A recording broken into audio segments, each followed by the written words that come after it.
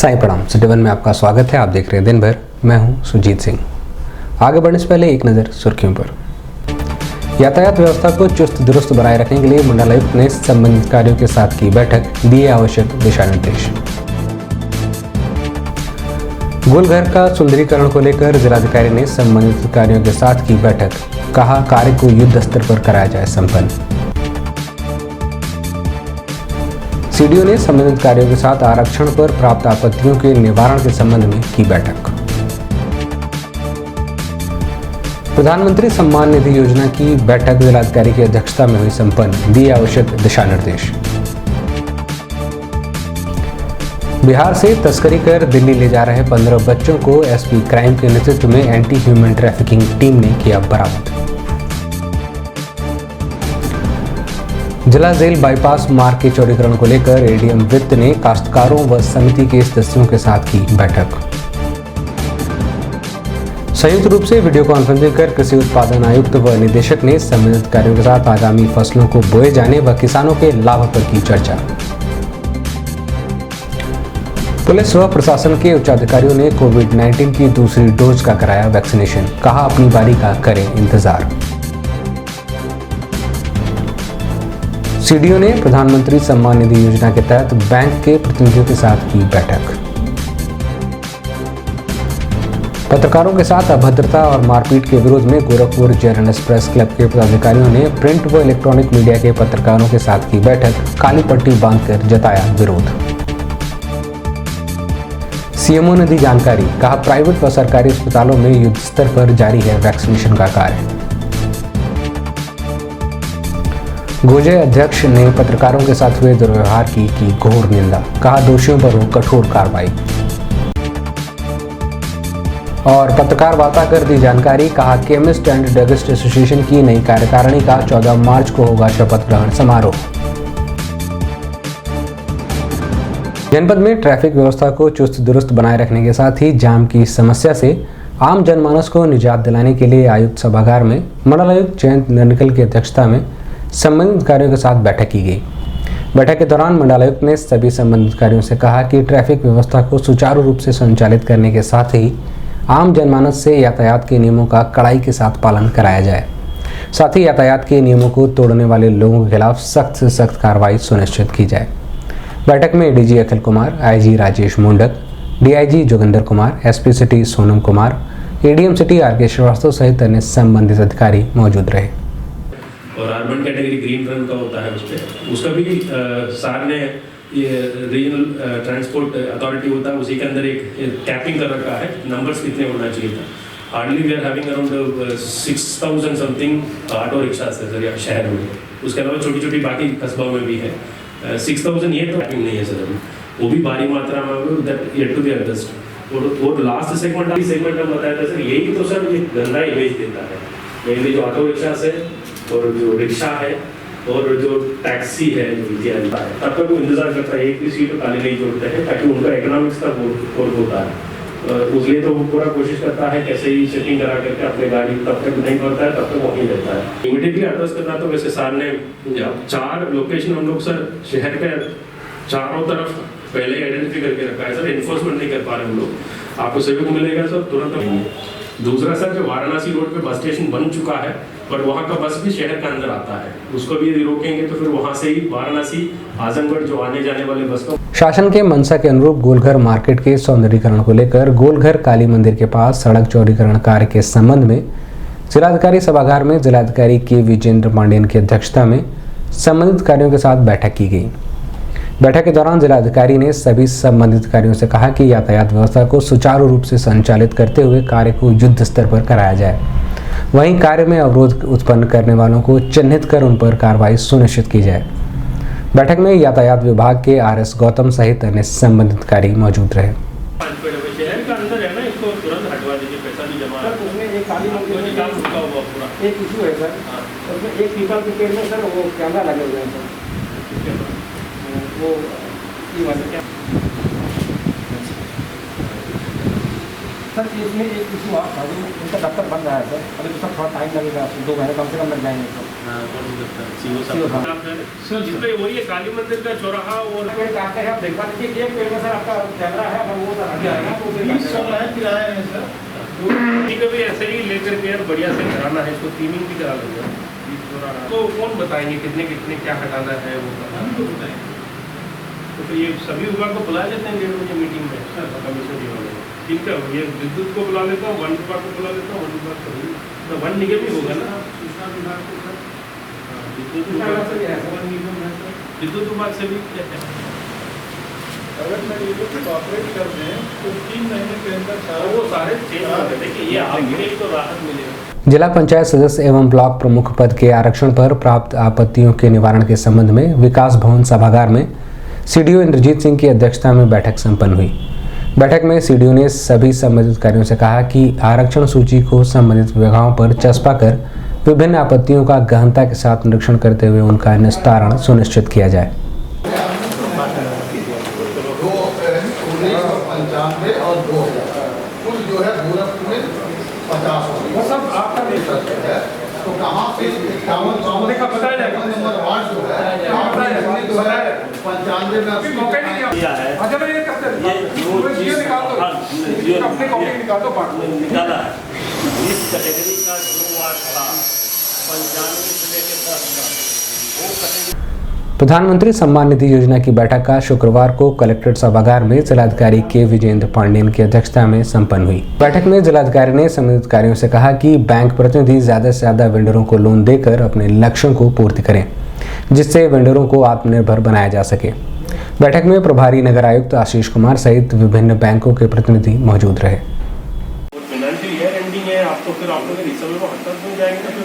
आपको भी नुकसान है, सभी को नुकसान है।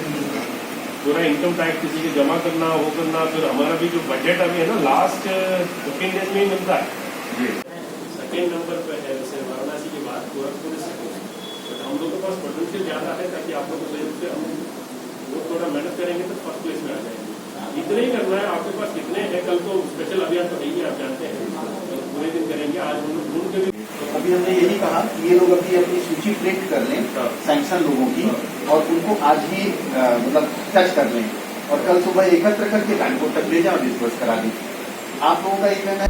डीआईजी जोगिंदर कुमार के निर्देश में अपराधियों के खिलाफ चलाए जा रहे अभियान के तहत पुलिस अधीक्षक अपराध द्वारा बिहार राज्य से बस संख्या यूपी 83 BT 2955 से कुछ नाबालिग बच्चों को बाल श्रम के लिए तस्करी कर दिल्ली ले जाने की सूचना पर एंटी ह्यूमन ट्रैफिकिंग के उप निरीक्षक अजीत प्रताप सिंह ने त्वरित कार्रवाई करते हुए तेनुआ टोल प्लाजा से देर रात्रि 15 अदद नाबालिग बच्चों को बरामद करते हुए 3 तस्करों को गिरफ्तार किया।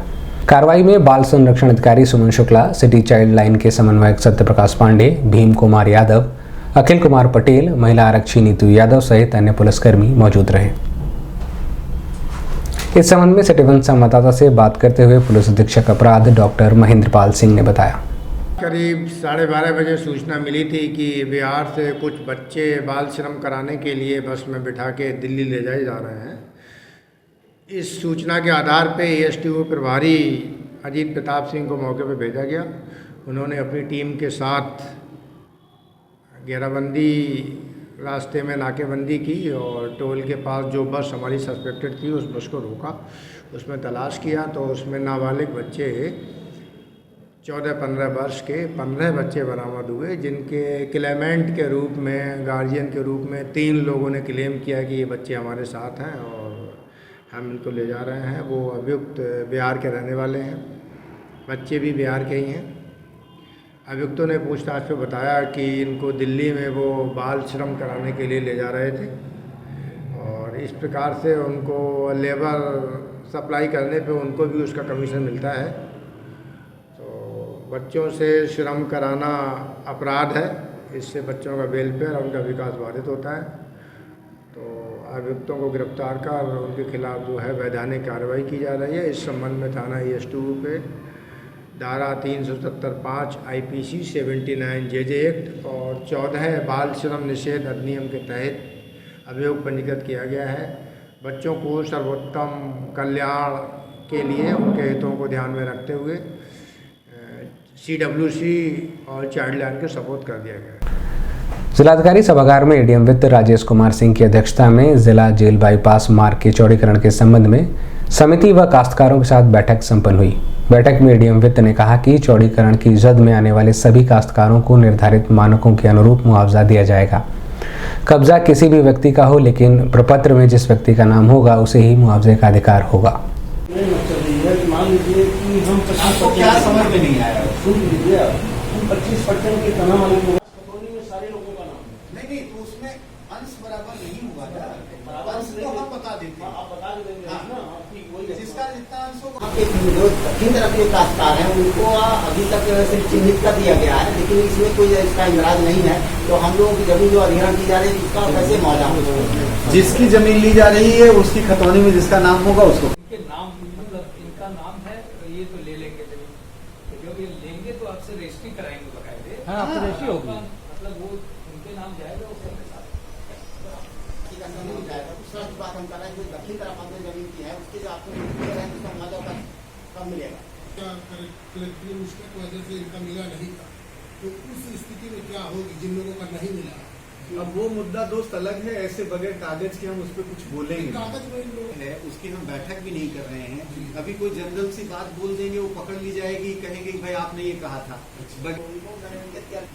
एसएलओ ऑफिस में एक आशीष पांडे हैं, एसएलओ ऑफिस में एक आशीष पांडे जी हैं, वो अधिग्रहण के जानकार हैं, आपको बता सकेंगे कि क्या मसला है। फिलहाल उसको हम यहाँ डिस्कस नहीं कर रहे हैं। जो है लोक निर्माण विभाग निर्माण खंड भवन के ये सदस्यता में जो है जिलाधिकारी महोदय अध्यक्षता में ये जिला जेल बाईपास 4 लेन जंगल नकाहा नंबर 2 में ये हमारी 480 मीटर फ्रेश अलाइनमेंट आएगी। उसके संबंध में जो है ये दर और जो भी काश्तकारों की आपत्तियां थी उस संबंध में बैठक आयोजित की गई थी। तो आज जो है दर का निर्धारण नहीं किया गया है, सिर्फ उनकी जो भी उनकी समस्याएं सुनी गई है, फिर अगली बैठक में दर का निर्धारण किया जाएगा, किसको कितना मुआवजा देना है। बस मेन इस मीटिंग की यही एजेंडा थी आज का। लखनऊ से वीडियो कॉन्फ्रेंसिंग कर कृषि उत्पादन आयुक्त आलोक सिंह व निदेशक अजीत प्रकाश ने गोरखपुर के एनआईसी वीडियो कॉन्फ्रेंसिंग हॉल में संबंधित कार्यों के साथ आगामी फसल की पैदावार के संबंध में चर्चा की। चर्चा के दौरान संबंधित कार्यों से कहा गया कि बुवाई करते समय शोधन का कार्य जरूर किया जाए। मूंगफली के साथ दूसरी फसलें भी लगाई जा सकती हैं, जिससे किसानों को अतिरिक्त फायदा मिलेगा। बैठक में संयुक्त कृषि निदेशक हरेंद्र कुमार उपाध्याय, कृषि रक्षा अधिकारी संजय यादव सहित अन्य संबंधितकारी मौजूद रहे। की मात्रा 70 से लेकर के 75% होती है, तो कोलेस्ट्रॉल को कम करने के काम डॉक्टर नाइक सिंह जी के बारे में बताएंगे। तिलहन के बारे में धन्यवाद। मुखी, लेकिन दोनों ही फसलों का एरिया बहुत ही नगण्य है, बहुत ही कम है हमारे प्रदेश में, लेकिन ग्रीष्मकालीन मूंगफली का क्षेत्रफल अलीगढ़ इन जनपदों में ग्रीष्मकालीन मूंगफली का क्षेत्रफल हमारे किसानों के यहाँ पर काफी बड़ा है। यदि इस क्षेत्रफल को और ज्यादा हमारे किसानों के यहाँ बढ़ाया जाए तो बहुत ही अच्छा होगा, क्योंकि अभी वक्त एक छोटे से ब्रेक का, मिलते हैं ब्रेक के बाद। नमस्ते, मैं प्रिया मिर्जा। आप देख रहे हैं गोरखपुर का नंबर 1 चैनल सिटी 1। आप देख रहे हैं गोरखपुर का नंबर 1 चैनल सिटी 1। हाय, मैं हूं ईशान और आप देख रहे हैं गोरखपुर का नंबर 1 चैनल सिटी 1। आप देख रहे हैं गोरखपुर का नंबर 1 चैनल सिटी 1। मैं हूं दिव्या दत्त। हेलो गाइस, मैं दिलजीत दोसांझ। आप देख रहे हैं सिटी 1 गोरखपुर का नंबर 1 चैनल। हेलो एवरीबॉडी, मैं हूं कृष्णा अभिषेक और आप देख रहे हैं गोरखपुर का number 1 channel city 1। Hi Manmeet, I am Amit with Amit bros और आप देख रहे हैं गोरखपुर का number 1 channel city 1 channel. Break के बाद आपका स्वागत है। आइए देखते हैं दिन भर। कोविड-19 वैक्सीनेशन का दूसरा डोज लगवाने जिला चिकित्सालय पहुंचे पुलिस व प्रशासन के सभी आला अधिकारियों ने वैक्सीनेशन की प्रक्रिया में 100% सहयोग देते हुए आम जनमानस से अपनी बारी की प्रतीक्षा कर वैक्सीनेशन कराने की अपील की। कोविड-19 वैक्सीनेशन की दूसरी डोज मुख्य विकास अधिकारी इंद्रजीत सिंह, एडीएम सदर कुलदीप मीणा, पुलिस अधीक्षक अपराध डॉक्टर MP सिंह, क्षेत्राधिकारी यातायात नितेश सिंह सहित अन्य अधिकारियों ने वैक्सीनेशन कराया।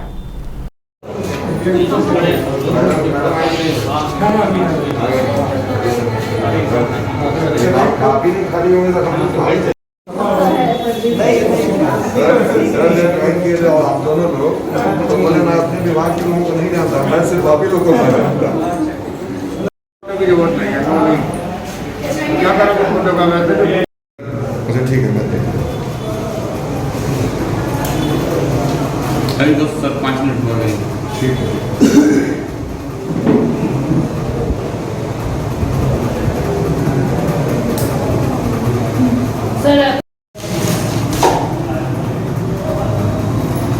पहला लगा था 12 फरवरी को। 12 फरवरी को पहला लगा था, डाल दो, डेट डाल दो। दूसरा खोल रही है, उस पर बैच नंबर वो डालो जो खोल रही है। पहला है ये कोवैक्सीन, दिखाओ मुझे, दिखाओ।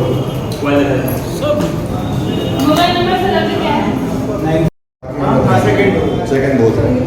सेकंड डोज है, पहला डोज मेरा ये नंबर वाला ठीक नहीं है कार्ड। कुलदीप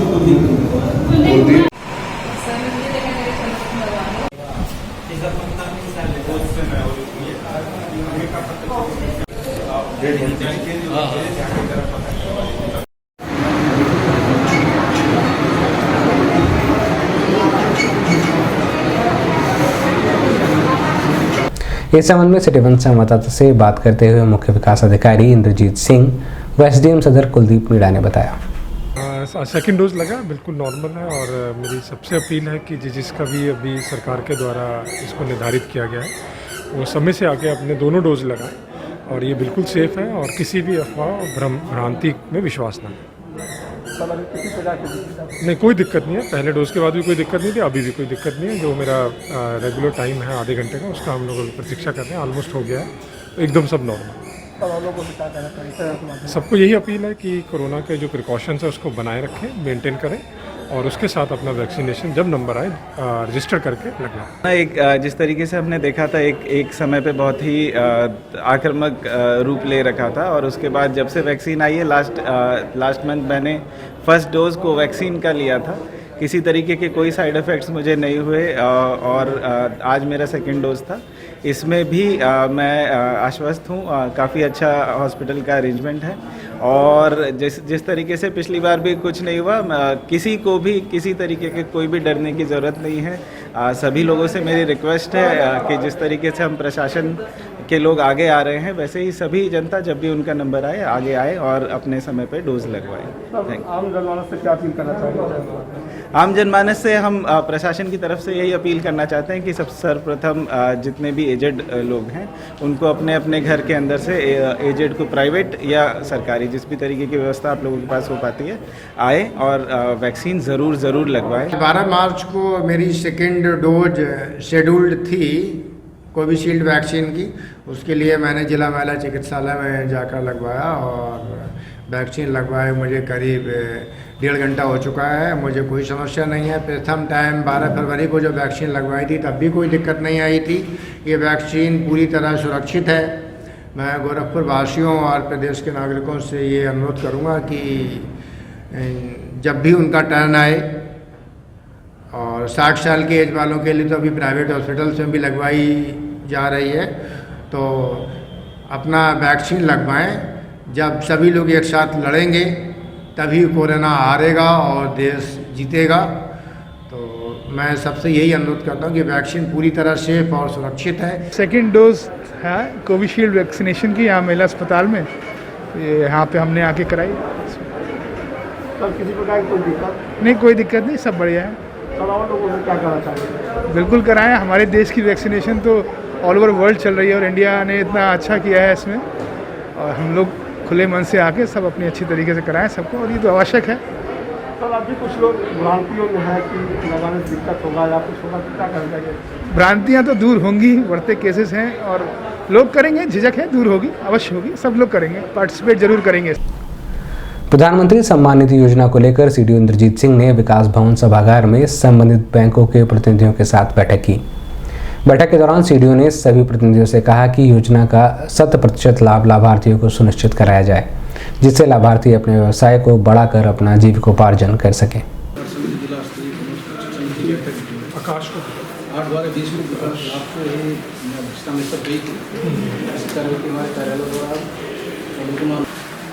पहले ये बताइए कौन कौन से बैंक तो आज आए नहीं है, वो बताइए, वो नाम दीजिए।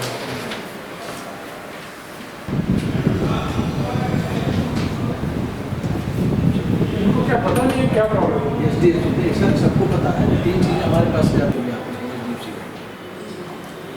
उनको एक बार इशू भी किया गया था आपके के द्वारा मंडे का बाकी लोग इतना बिजी आ रहे हैं, काम कर रहे हैं, तो इनको क्या प्रॉब्लम रेस किया था कि इसमें बड़ी समस्या आ रही है कि जो आप कर रहे हो इसमें बीमा, या तो लोगों को बता नहीं रहे हो, या अवेयरनेस नहीं है, कई चीज़ें उन्होंने इसमें रेस की थी। तो इसमें क्या प्रॉब्लम आती है? जैसे 2 रुपये आपका क्या कितना करता है? 12 रुपये करता है? नहीं सर, इसमें जीवन ज्योति है 330 रुपये का। 330 करता है।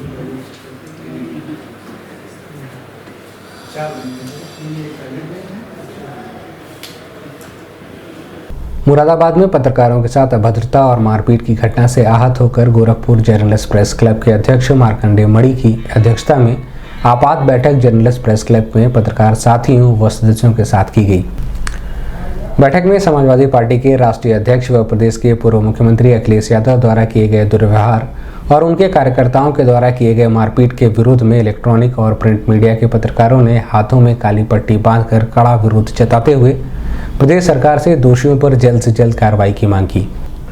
बैठक में कार्यकारिणी के सदस्यों के साथ वरिष्ठ पत्रकार अरुण त्रिपाठी, बागीशधर त्रिवेदी, टीपी शाही, हरिकेश सिंह, अशोक सिंह, जगदम्बा त्रिपाठी सहित सैकड़ों की संख्या में इलेक्ट्रॉनिक व प्रिंट मीडिया के पत्रकार मौजूद रहे।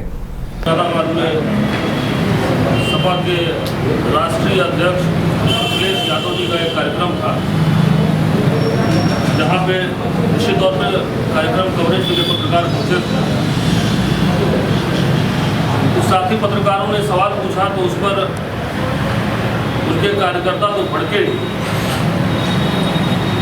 अखिलेश यादव के माध्यम से माननीय मुख्यमंत्री जी को फैक्स किया है, ईमेल किया है, और हम लोग की यही मांग है कि जो भी सबसे सख्त उनके खिलाफ कठोर कार्रवाई किया जाए और भविष्य में ऐसा उपाय किया जाए कि सरकार जो मौजूदा सरकार है वह। इस संबंध में मीडिया कर्मियों से बात करते हुए गोरखपुर जर्नलिस्ट प्रेस क्लब के अध्यक्ष मार्कंडेय मणि ने बताया। कल मुरादाबाद में एक घटना हुई, जिसमें एक पार्टी द्वारा उनके कार्यकर्ताओं द्वारा पत्रकारों पे सवाल पूछे जाने पे हमला हुआ और उस पार्टी के राष्ट्रीय अध्यक्ष भी अखिलेश यादव जी भी वहाँ मौजूद थे।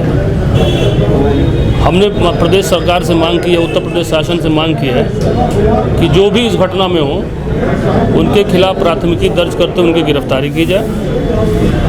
साथ ही भविष्य में इस तरह की घटना ना हो, इसके लिए भी उत्तर प्रदेश सरकार ठोस कदम उठाए। हम लोगों ने आज काली पट्टी बांध के आज हम लोग काम कर रहे हैं और एक बैठक हम लोगों ने किया है, जिसमें एक सुर से सबकी सहमति बनी है कि निश्चित तौर पर उनके खिलाफ कार्रवाई होनी चाहिए, दोषियों को सजा मिलनी चाहिए। कोरोना वायरस को जड़ से खत्म करने के लिए शासन की मंशा के अनुरूप स्वास्थ्य विभाग की देखरेख में जनपद में बड़े पैमाने पर वैक्सीनेशन का कार्य किया जा रहा है। इस संबंध में मीडिया कर्मियों से बात करते हुए सीएमओ डॉक्टर सुधाकर पांडे ने बताया। जो प्राइवेट में मिला, गवर्नमेंट और प्राइवेट में मिलाकर दोनों जगह हो रहा है। गवर्नमेंट में जो है 123 बूथ पर चल रहा है और प्राइवेट में 18 बूथों पर चल रहा है। हर जगह मिनिमम 100 का हमने क्राइटेरिया रखा हुआ है और हम प्रयास करते हैं कि 100 से ज़्यादा ही लोगों का वैक्सीनेशन हो। टोटल हमारी आज की जो है 12,500 की वैक्सीनेशन का टारगेट है। पिछली बार हमने 10,000 का टारगेट रखा हुआ था, तो 7,748 लोगों का हमने वैक्सीनेट किया था, जो हम प्रदेश में सबसे ज़्यादा वैक्सीनेट करने वाले ज़िलों में से थे। तो आज भी निजी अस्पतालों में 18 निजी अस्पतालों ने आज चालू कर दिया है। ऐसे तो 30 निजी हॉस्पिटल ने हमसे कोरोना वैक्सीन खरीद ली है और वो आज या कल में वो लोग अपना भी वो भी चालू कर देंगे, लगाना शुरू कर देंगे। हम चाहेंगे कि हमारे 64 जो आयुष्मान कार्ड से आच्छादित हैं नर्सिंग होम, जिनके पास इंफ्रास्ट्रक्चर अच्छा है, वो लोग भी वैक्सीन लें और वैक्सीनेशन करना शुरू कर दें। प्राइवेटों में चार्ज क्या है? प्राइवेट का सेम चार्ज है, 250 रुपये है, जिसमें से 150 रुपये का वैक्सीन खरीदेंगे और 100 रुपये वो लगाने का चार्ज लेंगे। मुरादाबाद में पत्रकारों के साथ हुए दुर्व्यवहार के विरोध में गोजय अध्यक्ष ने दोषियों के खिलाफ कार्रवाई करने की मांग के साथ ही इस घटना की घोर निंदा की है। यादव जी के इशारे पर उनके सुरक्षा कर्मियों ने भी यह कार्य किया है और तानाशाही को आने में कोई रोक नहीं। अगर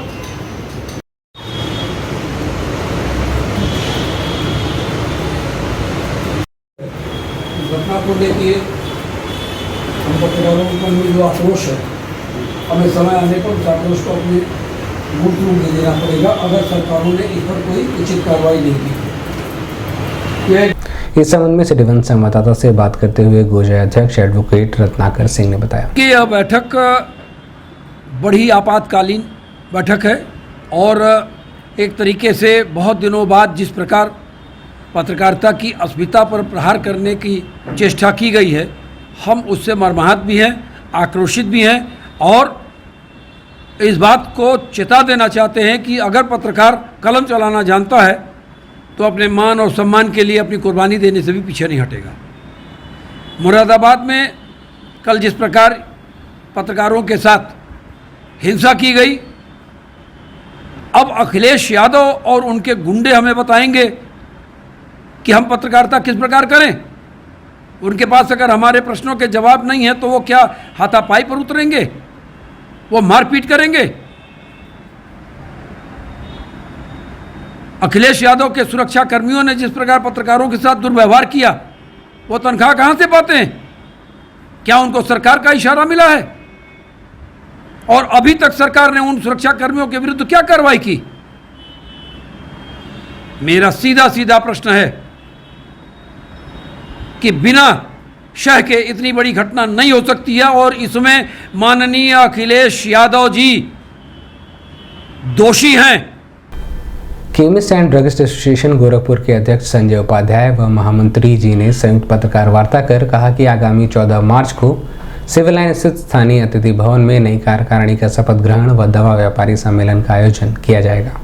प्रथम तो ये डिमांड करेंगे कि अपने जो दवा व्यापारी हैं उनको कोरोना टीके जो लग रहे हैं उसमें वरीयता दी जाए, जिससे कि हम लोग फ्रंट में रह के अब तक काम करते रहें, आगे भी हम इनका सहयोग करते रहें। ये कार्यक्रम हो रहा है कहाँ पे होगा? ये गोकुल अतिथि गृह में शाम 7 बजे से ये कार्यक्रम है, 14 मार्च को रविवार के दिन। क्या है कार्यक्रम? कार्यक्रम हम लोग का शपथ ग्रहण है और आम बैठक है, और जिसमें किस तरह से हम लोग की नई नई दवा के बारे में जो गाइडलाइनें आ रही हैं उसके बारे में चर्चा करेंगे हमारे प्रदेश महामंत्री सुरेश गुप्ता जी। दिन भर बस इतना ही। अगले अंक में आपसे फिर मुलाकात होगी। साईं प्रणाम।